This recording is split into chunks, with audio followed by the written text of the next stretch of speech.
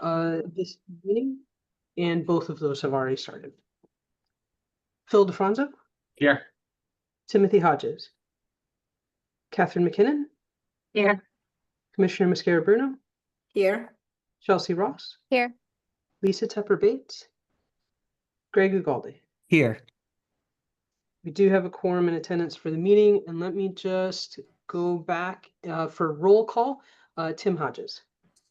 Yes, here. Great, thank you. Thanks. Thank you, Dawn. Good afternoon, everyone. I'm going to call the meeting to order. It's 12:03. The first item on our agenda is a discussion of QAP, and Pat is going to lead us through that discussion. Yeah, I'm going to turn it over to Terry so that she can summarize for us what we received in comments and our discussion at the public hearing that was last week. So go ahead, Terry. Great, thank you. So as you recall, with the board's approval, we held a public hearing on June 12th and received comments and testimony from interested parties, primarily developers, but others as well. So to give you an idea of comments that were received, there was generally only really two common threads. The others were individual comments. The most common thread had to do with 90% plans and specifications becoming a threshold item, and developers were concerned that perhaps they wouldn't have opportunity for feedback from CHFA on their development proposals prior to getting to the 90% level. But a couple of things. We've noted that generally people come in through the DEP, the developer engagement process, with 40% drawings and have ample opportunity for feedback all along the way as they're refining their proposals and getting to 90% drawings. So that should be a non-issue. The communication is always there. And ultimately, people understood that we're trying to get to more accurate costs and more expedited processes in getting to building units. Another common remark had to do with the supportive housing units and the idea that all of the populations had to be served in order to maximize points, which was a very valid concern, and we addressed that through change, really an administrative change to the QAP, where we had initially said, 1, 2, 3, and it's really an and or, and you don't, and it's basically you either are doing the homeless population plus the I'll call the moving on population, those who don't need intensive services but are homeless, or you're doing the state populations, and that could be developmental services or children and families or money follows the person, plus the moving on population to maximize your points. Or you could just do moving on alone. You don't have to do all three. You could do 2 or 1 or none. It's your choice. These are points items and not requirements. Additionally, subsequent to the comment period, we realized that there were a couple other cleanups we needed to make. The administrative, not requiring additional public hearing. One had to do with the brownfield points and how we had initially said points were provided for state and or federal historic tax credits, points provided for brownfields, clean sites. I'm sorry, I'm like skipping ahead to the memo there. And we realized that we had double dipped on the historic tax credits. So we just cleaned that up to say, you're going to get points for renovation or remediation. That's the brownfield aspect. And then we eliminated the state or federal historic tax credits from that particular piece because it's highlighted further down. So we didn't want to over incentivize or double dip on the HISP. Another important change we needed to make. Other question? Hold on. I have a question. Bill, go ahead. I'm sorry. I'm new at this, so That's okay. I Ask apologize, away. but the brownfield, getting points for the brownfield, aren't they getting money from like already from the state and another, isn't that kind of a similar double dip?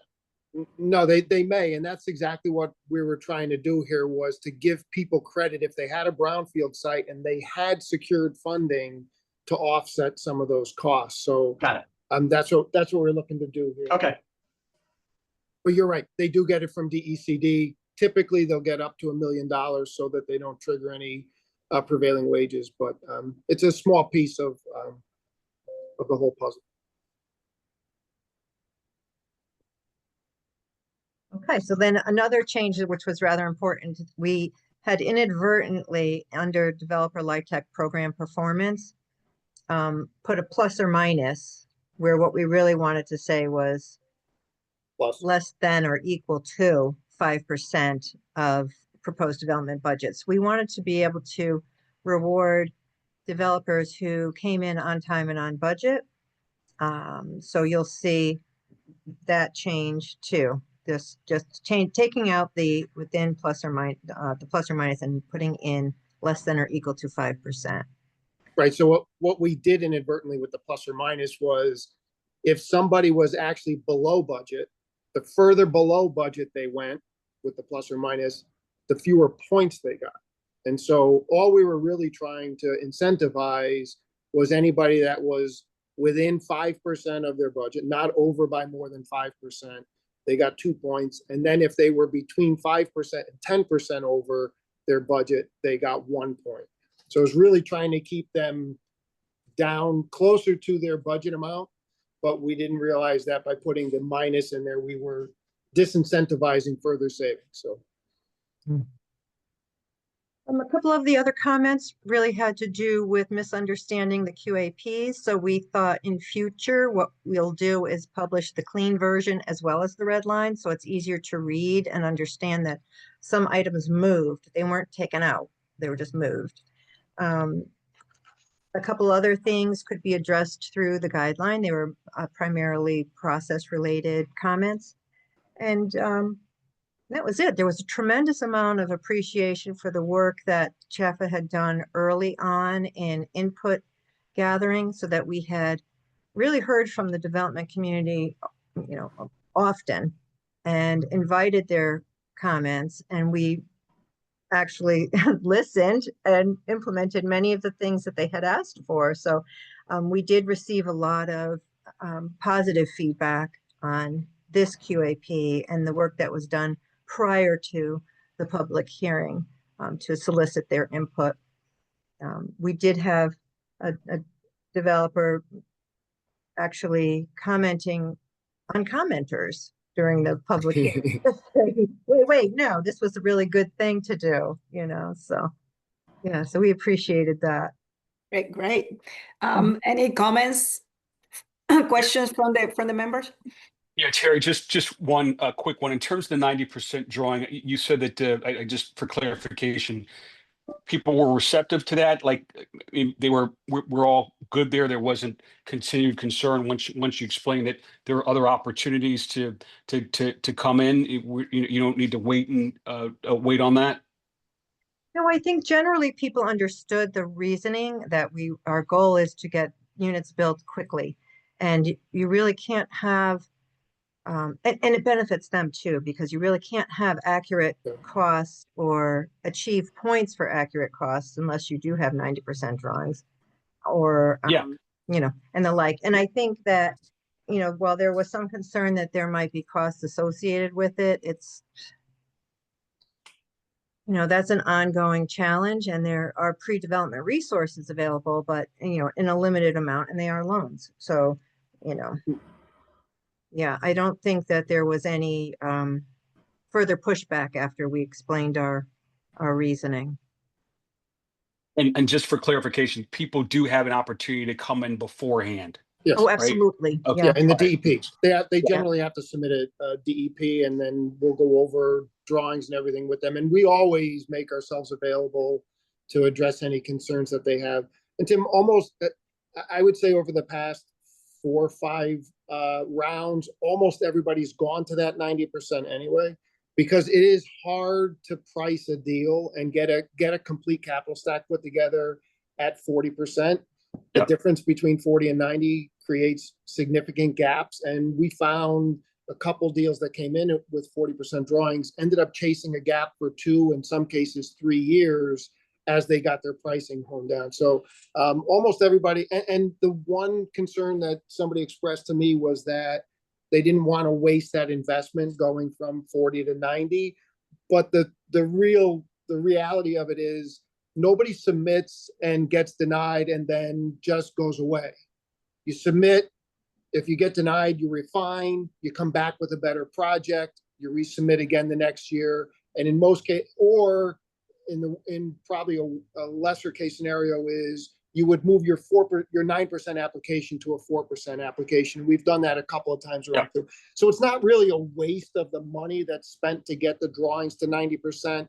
And once I talked that through with the developer, they agreed. So yes, initially their initial response was, "Hey, that doesn't seem right." But when we talked it through with them, they were very comfortable with it. Right. It just, I don't want to monopolize, but just 2 other quick things. Terry, like how many developers actually participated? And then my other question is actually for Selah. Selah, as a former developer, I'm assuming like you're completely comfortable, right? I mean, the 90% makes total sense to me. But if you were still sitting in that developer seat, I mean, would this be logical to you, or would you have pushback? So let Terry, the first question. So for the first question, at the public hearing, there were 7 developers that spoke, but there were probably 50 participating. And I believe that's in large part because they had already made their comments ahead of time, you know. Good. Yeah. No, that's awesome. I'm assuming that 50 is a normal amount for us each year. Okay. Yes. Awesome. Thank you. And on the development side, if there are resources for pre-development, which we are making available to the nonprofits, usually some for-profits, I would expect that for-profits have money in and they have to invest. But the problem of the nonprofits, which I used to be, it was that there was not enough resources on pre-development. We're providing significant resources on pre-development to the nonprofits. Not only that, but also capacity building. And I agree with, we have been seeing every year when the projects come in at 40%, then we have to wait 6 months, 8 months, and then we have to work towards filling the gap, because they always are going to have a gap because they just do estimates numbers. So we have had the DEP now for several years, and developers have the opportunity to come in the spring and in the fall. So early on April, they can bring in their projects and they get feedback, and then they have the individual meeting about the 9%. So there are plenty of opportunity for feedback and working with them. So I'm pretty comfortable with that. Awesome. Thank you. You know, just to follow up on that a bit too, because if you remember, the conversation we just had was almost identical to the one that we had in the last meeting, where I was raising those concerns. And I tried it out with a couple developers as well. And I think we're on to something here, because at first it looks like it favors the strong and in those that are well suited to continue down a path of the work, and not so much encouraging new investment. But I think when it's explained and you see really where it's going, it's almost another safety built into the system. So I'm glad to hear that the response was the same one that I got, that this is worth going down this path. My question is, it looks from the sounds of it too, very encouraging to see that everything that we've talked about built in, there's nothing new really that came out. No problematic suggestions or questions have been presented. It sounds like that it was pretty well received, and that we're at a real good spot right now. Yeah, and Greg, so it has been very well received, and in fact, it was almost awkwardly quiet at the public hearing. We were soliciting comments to the best that we could. It was in previous years, there were lots of comments and lots of discussion. We did a lot of interaction with all the stakeholders throughout, including meeting with state legislators on multiple occasions to make sure we were incorporating their concerns, addressing their concerns in the QAP. We met with for-profit developers, nonprofit developers, consultants, architects, GCs, and we made sure that we engaged the community in order to be able to get to this point. So I think all of that sort of effort and legwork that we put into it paid off in terms of making sure that everybody's voice was heard early and that we addressed their concerns to the best that we could. So.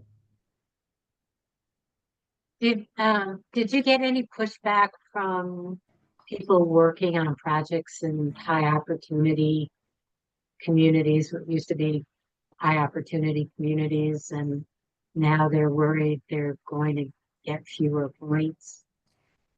No, Kathy, because most of the high opportunity areas are still going to get the maximum points in the category. They're just going to get fewer overall points than they got last time.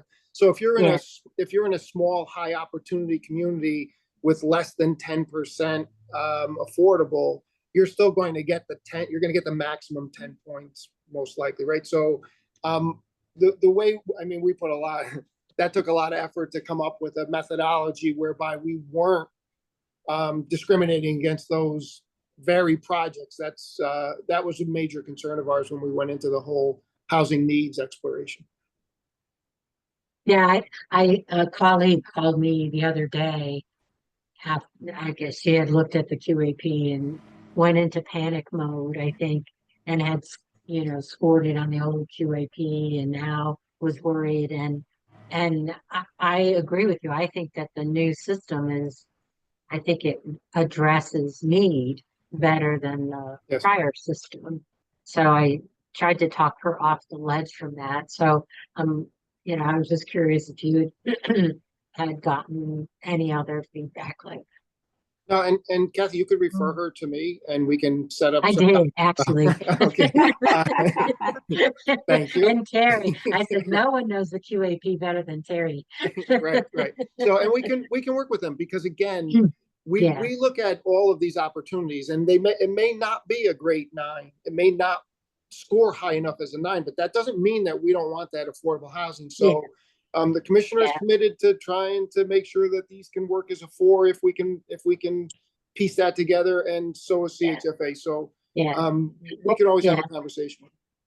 I think the hard part too is the first year of a QAP is always a little disconcerting because you're looking at prior year scores. So everyone goes in and has a score they want to achieve, but you don't know what the new scores are going to be. Right. So I think people would just get nervous. Right.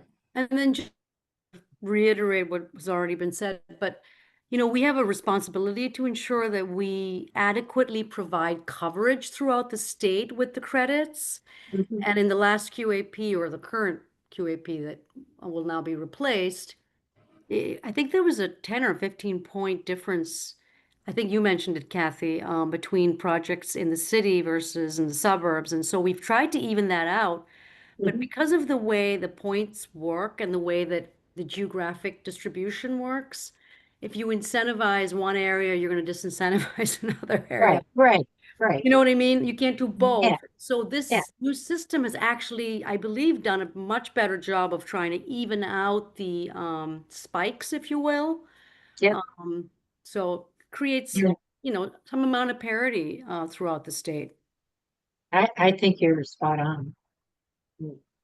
And let's all be aware of the fact that we're never going to be able to make everybody happy. No matter, we can come up with the absolute best QAP in the country, and it's going to have a negative impact on some people in terms of scoring their particular project. It's just a fact of the way things work with us. All right. Any other comments or questions? I just want to say, I wasn't here for the last meeting, but I want to thank the task force. It's been 6 Mm. long months and you've hung in there with us and you've been an incredible source of Yeah. guidance and input. I know Pat and Terry and everybody else feels the same way. Sure. In terms of like the staff, I think the team has done an amazing job. This was really quite, robust in terms of the goals. I'm at the Housing Credit Conference today for a couple days, and in Chicago, and they're talking about costs and the focus on costs in the low-income housing tax credit program. And so I'm really relieved that this QAP has done a pretty good job of trying to find those places where we can refine our approach with respect to how we treat our incentives and requirements so that developments can be reasonably, we can be reasonably focused on cost containment. So. Yeah, Terry, Yes. thank you, Nandini. What do we have next? Do So we- ideally, you would, aside from approving the minutes, you would, authorize us to bring this to the board for, So do we need to take a vote consideration. for this? We I did don't last. believe you need to. You don't need to, No. but you could if you wanted to. But you Okay. Yeah, What was just to that? keep things consistent, we had the same discussion about recommending the publishing of the QAP draft. And we ultimately decided on just doing like a show of hands of those in favor. So there was a vote of sorts that was Mhm. done. So if So, you so want to keep- basically, I can make a recommendation to bring this to the board for the approval, right? For adoption. I will ask my colleagues to raise Yes. their hand, and if anybody do not agree with it, but if everybody's is fine with it, I'll make the recommendation to bring it to the board.